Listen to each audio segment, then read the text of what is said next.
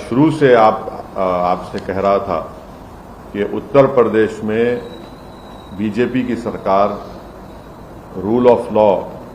के तहत सरकार को नहीं चला रही है, बल्कि रूल बाय गन को चला रही है। और ये पिछले 2017 से जब से बीजेपी की गवर्नमेंट बनी ये सिलसिला चल रहा है। और हर बार जब कभी भी हम मीडिया से बात करते थे, बल्कि हम अपने भाषण में, अपने स्पीचेस में इस बात को दोहरा रहे थे, मगर अफसोस इस बात का है कि आप लोग सिर्फ ये समझ रहे थे कि हम रेटरिक के तौर पर उसका इस्तेमाल कर रहे हैं। हम आप लोगों को और देश के सामने आंकड़े रखे कि कैसे लोगों को गोली से निशाना बनाया जा रहा है, और जिससे भारत का संविधान में लोगों का यकीन कम होगा, जिससे हमारे कोर्ट्स में, जजेस में, पब्लिक प्रोसिक्यूटर को उनका काम करने की इजाज़त नहीं दी जा रही थी। तो ये हुआ, और हम इसका, मेरे पास अल्फाज नहीं है इसका कंडेम करने के लिए, इसकी मजम्मत करने के लिए, मगर एक बात यकीनी है कि ना सिर्फ भारत के मुसलमान बल्कि पूरे भारत के वो सिटीजन्स जो रूल ऑफ लॉ पर यकीन करते हैं, जो कोर्ट्स पर यकीन करते हैं, जो संविधान पर यकीन करते हैं, वो आज अपने आप को कल की इस दरिंदगी और बेदर्दी के साथ जिन लोगों को मारा गया, जो जुडिशियल कस्टडी में थे, जुडिशियल कस्टडी में थे, उन पर कन्विक्शन हो गया था, उनको अदालत से, वो जेल से लाया जा रहा था किसी और एक और केस में इंट्रोगेशन करने के बाद, तो उसको आप जुडिशियल कस्टडी बोलेंगे, पुलिस कस्टडी बोल सकते हैं। मगर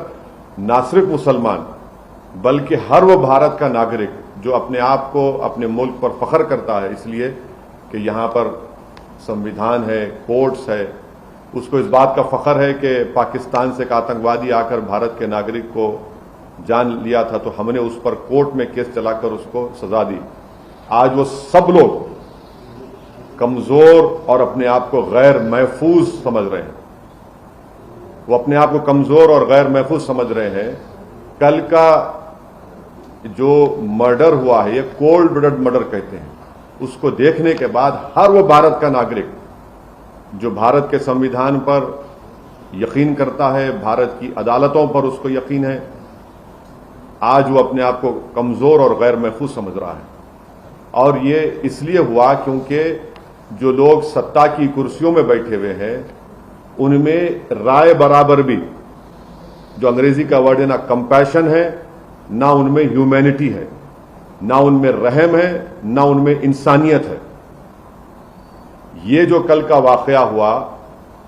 आप बताइए मेरे को, ये तो कोई ऐसा नहीं है कि कोई जाकर फौरन किसी को गोली मार दिया। आप उनका वेपन चलाने का तरीका देखो, आप जिस तरीके से वो लोग आए, और उनका हाथ स्टिल है एकदम। मुझे भी वेपन चलाना आता है, मैं भी एक एक्सपर्ट के साथ ट्रेनिंग लिया हूं अपनी सेल्फ डिफेंस के लिए, और जिस तरीके से मार रहे वो लोग, उनका हाथ देखिए हिल नहीं रहा है, उनकी आंख उस पर है, उन लोगों पर है। तो ये एक कोल्ड ब्लडेड मर्डर है,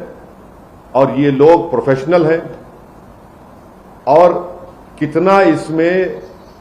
उत्तर प्रदेश की बीजेपी की सरकार का इसमें रोल है, कितना इसमें ये कौन लोग हैं जो जाकर पुलिस की मौजूदगी में और मीडिया की मौजूदगी में, बल्कि लाइव टेलीकास्ट भी हो रहा था, वो इस तरह का कोल्ड ब्लडेड मर्डर करते हैं। तो ये इसके लिए जरूरी है कि सुप्रीम कोर्ट मॉनिटर्ड इसमें इन्वेस्टिगेशन होनी चाहिए, कमेटी बननी चाहिए। मैं सुप्रीम कोर्ट से दरखास्त करता हूं,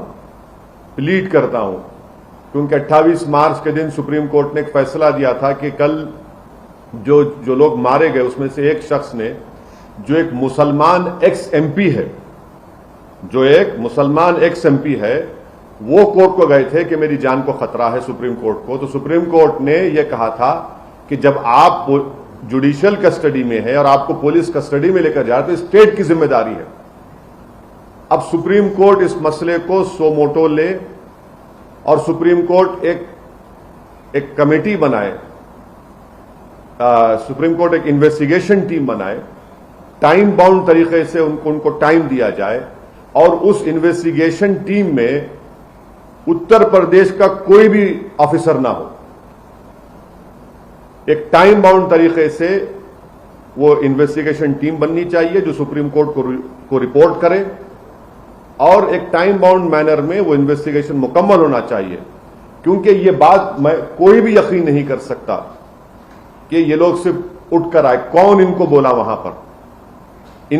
इनका बैकग्राउंड क्या है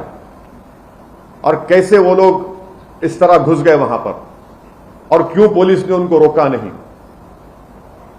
तो ये जरूरी है। हम तो सुप्रीम कोर्ट से उम्मीद करते हैं कि सुप्रीम कोर्ट इस मसले को सो मोटो लेगा, एक इन्वेस्टिगेशन टीम सुप्रीम कोर्ट बनाएगा जो सुप्रीम कोर्ट को रिपोर्ट करेंगे, और उसमें बेहतर होगा कि कोई भी उत्तर प्रदेश का ऑफिसर ना हो, क्योंकि उनकी